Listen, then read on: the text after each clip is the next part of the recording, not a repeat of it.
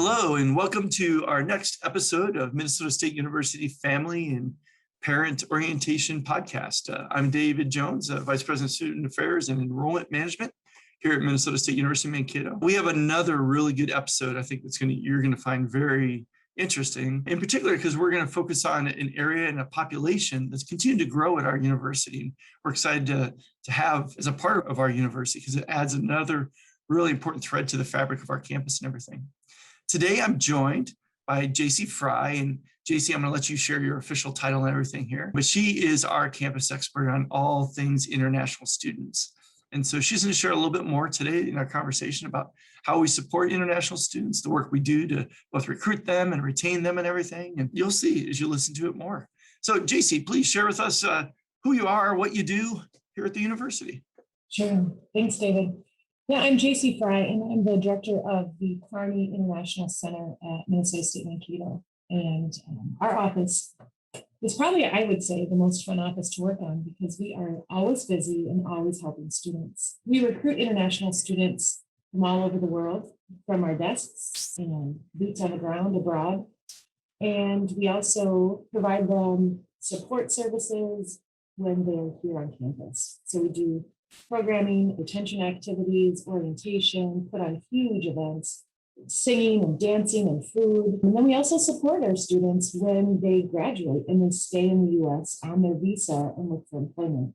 So we get to really build some pretty deep connections with students as they're preparing to get here and all the way past graduation, which is pretty neat, I think. I would think so. Gosh. So international is one of those areas that you really get to be a specialist within it and such. So career-wise, how did you find yourself working with international students? Great question. I would say I've been fond of international students back to when I was in high school.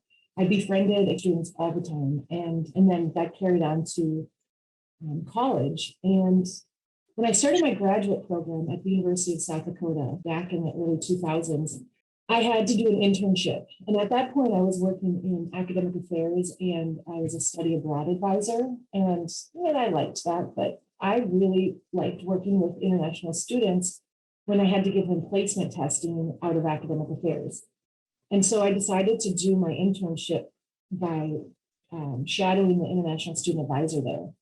And I thought the best way for me to learn the job would to essentially make how to be an international student advisor for dummies book, just a survival guide. And it was a blast. I learned so much, and it was actually perfect timing because I graduated that year in August, and in October, the international student advisor took a new job.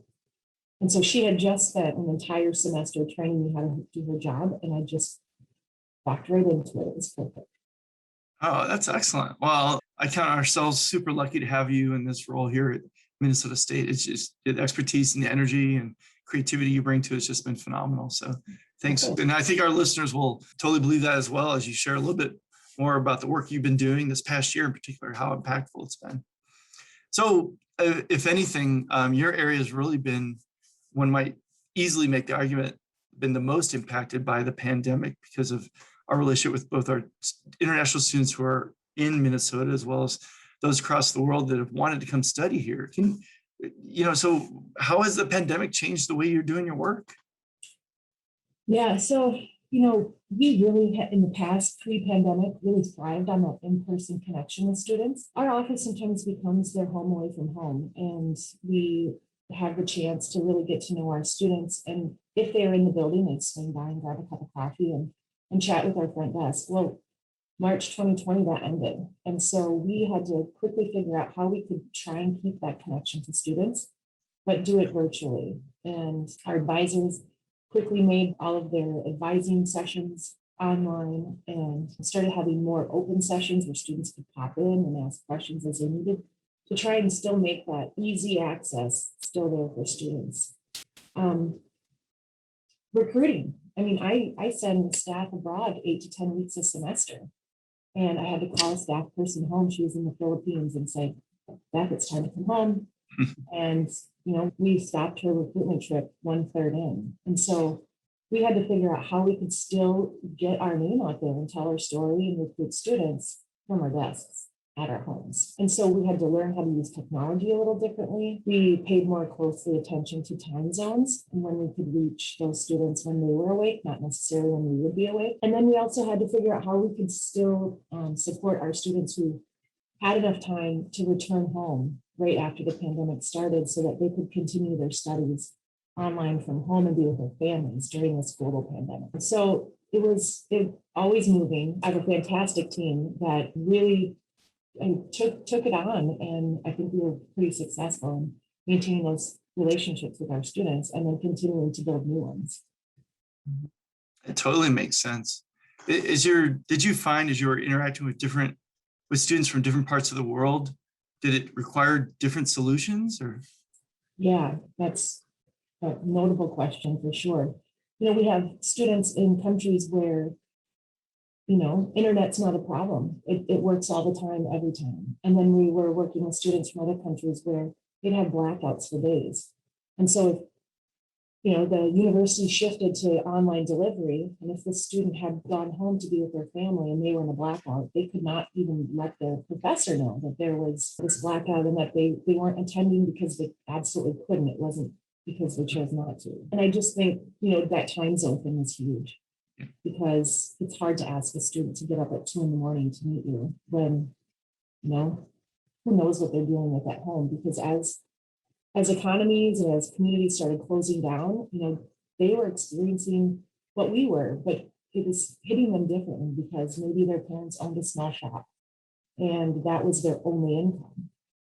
And so they're suddenly wondering, how are we going to pay our bills next month? And so to take on all of that stress, as well as trying to study online from 14 hours, I think we just had to throw a lot of grace out there. I just can't imagine that. I mean, I saw it. We both have kids, at home, or we're trying to study as well during this, as well as we're trying to support them. I was somewhat fortunate. I had a high school senior and junior, and they're pretty self-sufficient, and could do stuff.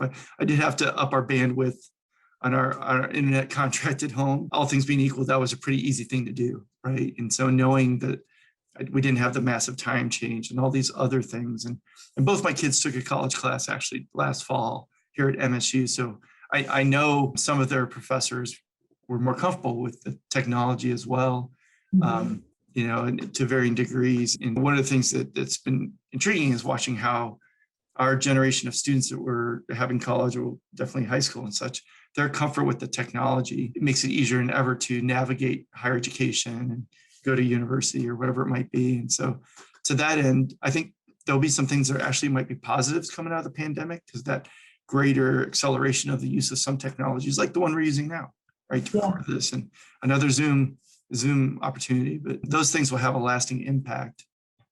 I think that as we look at both their learning experience, but then their probably post-learning experience and our ability to stay connected to some of our international students as they head home.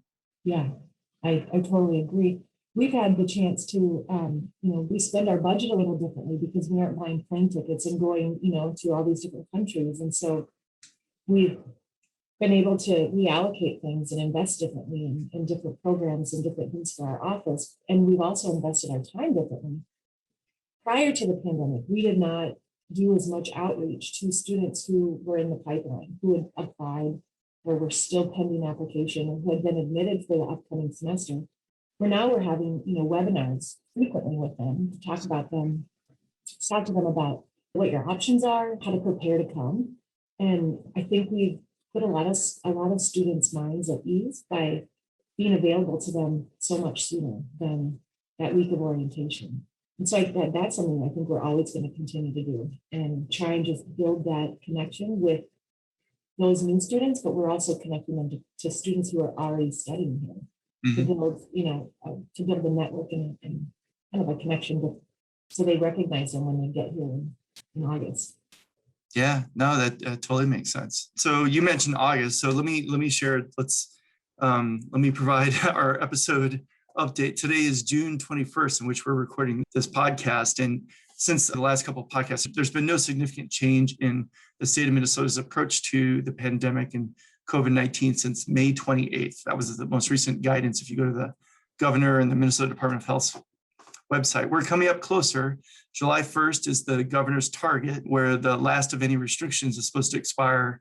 That it's either July 1st or when 70% of our state has received the vaccination. And we're in the 60s, low 60s right now as a state. I don't know if we'll hit 70 by July 1, but we're continuing to have momentum and are making concrete plans for the fall of what we're going to do.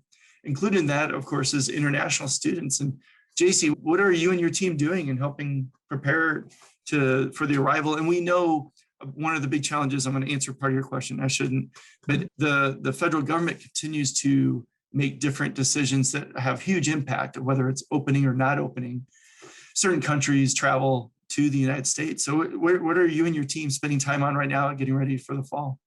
Yeah, we are watching the visa issuance dates really closely and watching how embassies are shifting and changing and opening and reducing the time that it's taking them to get to issue out visas. And so that, India is going to open up July 1 for more visa appointments or, start taking visa appointments. And, with that knowledge and seeing some of the other timelines, we've extended our application deadline to July 2nd so that we can accommodate those students who might have just been missing one application piece, didn't submit it because they didn't think they'd have a chance of getting here. And we are working with them to get those applications complete.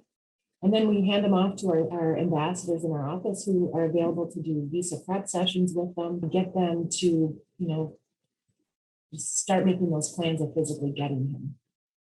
We're having conversations with students where we outline what their choices are. The webinars I mentioned earlier, we try and get as many students to join us. We're usually around 60 to 70 students who hop on, but we record them so it's available to others who weren't able to join us at the time. We talk about, your options really are, one, get here before the start of the semester and get registered for a full course load. Two, defer your immigration document, but start with us online part-time from home. Take 1 or 2 classes, get your feet wet, and then keep working on getting that visa appointment so you can join us in January. Or if studying online just isn't an option for you, maybe the internet could be a little bit iffy or it's just not your ideal way of starting, defer both your admission and your immigration document to January and start making plans to join us then. So for the students that are really determined to get here or they already have their visa, we're starting to provide orientation information to them in early July so that they can be as prepared as possible when they actually get to campus. It's a big decision. Parents and families invest a ton of money in their students to come to the US to get their degree and make their families proud. And so we want to make sure that they do that successfully and, when it's the right time for them. So whatever that is, we have advisors and we have student peer leaders who can also connect with these students to kind of hash that out. What's going to be the best choice for student and their family? That totally makes sense. You mentioned timing. Are you seeing some students who've been, their plans were interrupted by the pandemic, still staying in the pipeline or now trying to continue their education plans at this point? Yeah. So in the fall, we had about 65 students who started their programs online from home. And in the spring, a handful of them got to campus and are now full-fledged on-campus students. Others continued studying online from home. And we're starting to see those students requesting immigration documents so that they can get their visa and come here. So we have students literally all over the world at different points of their program. Did they start part-time? Did they return home in March to be with their families? The US government relaxed a little bit on the regulations for their visa so that they could maintain their status as long as they were registered for full-time credit. They could still keep their immigration status active if they were home. And so we're having to do our due diligence in tracking those students, so we're advising them the best way that we can. So the goal is always get students here is when it works for them. Mm-hmm. But we're going to have students studying online again this fall for sure. And we've learned a lot over the last academic year. And so we're putting some extra staff and extra time into supporting those students because it's hard. I can't imagine starting a program in my third language 14 hours away online and not really feeling connected to that school yet. So we're going to put a lot of focus on making that connection. Wow. Yeah. And having a opportunity to see all the work your team does and helping support them. I know it's important work, it's impressive work, and super fun to watch that those dreams can be realized by our international students. So as we're looking ahead to the fall, and as I shared the date earlier, we know we are planning for an in-person fall semester with the ability to have our classrooms and many of our outside classroom activities fully in person, and the opportunity to be fully realized, I guess, and everything. And so we're excited about that. What advice do you have for any of our international students who are either definitely coming or are thinking about coming still, and how MSU can help support them in making those plans?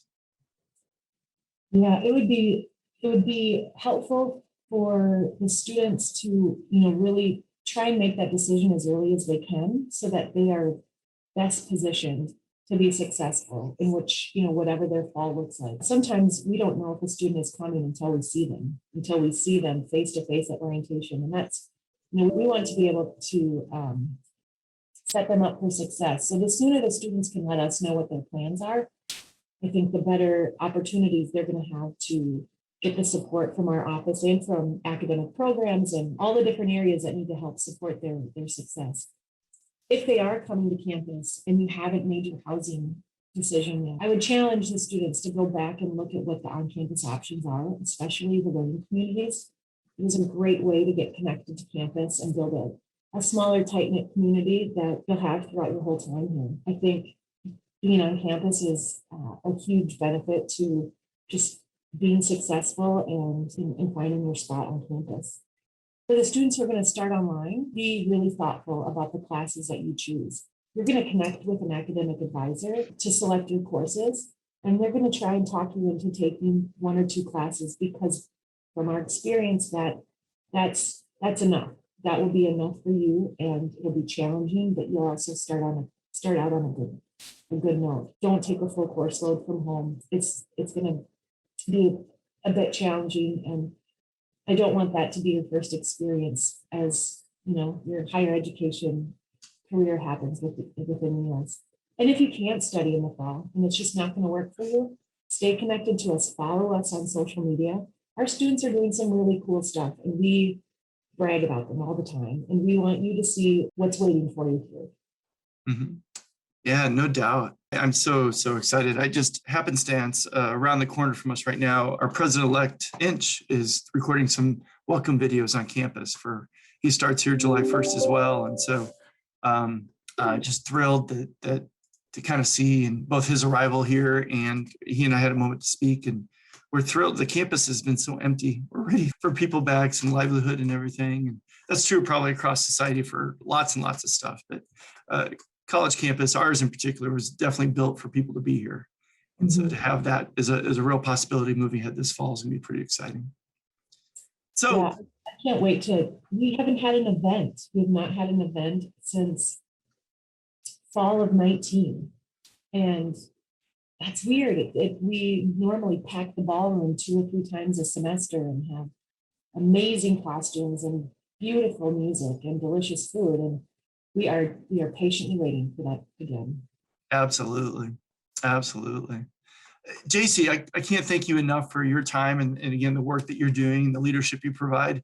Anything else you want to share, or I should have asked about that I didn't? I don't think so. I just hope, whoever's listening, if you haven't made your decision, I hope that you decide to join us when it works for you at Minnesota State Mankato. We're ready for you. Excellent. With that, JC, again, thank you so much. For those listening, stay tuned. We'll have another podcast out shortly. And if you have any questions about what our campus plans are for the fall, go to our university website, look for the header or do a search called Return to Campus, and that starts to outline all of our fall plans. So we're excited to see everybody back here and receive those new members of our community as well. So with that, again, thanks for carving out some time to spend it with us today.